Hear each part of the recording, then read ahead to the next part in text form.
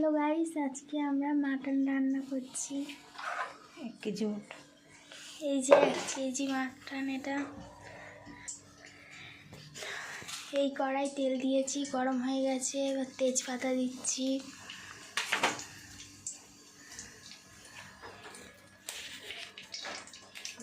এবার শুকনো লঙ্কা, এটা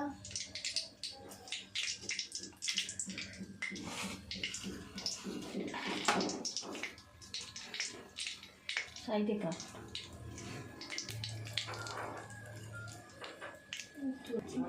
এবারে পেঁয়াজ দিচ্ছি,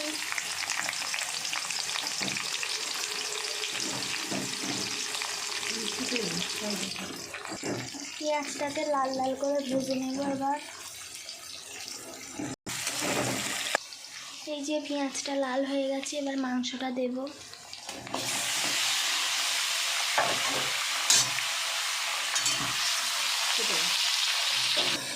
মাংসটা নেড়ে চেড়ে মশলা দেব।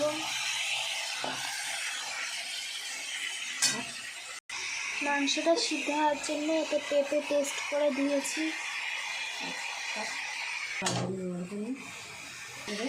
পেঁপের পেস্ট দেওয়া হয়ে গেছে। এবারে যা যা দেবো তা হচ্ছে লবণ,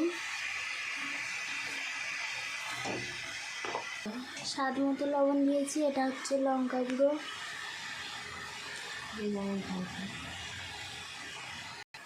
এটা হলুদ,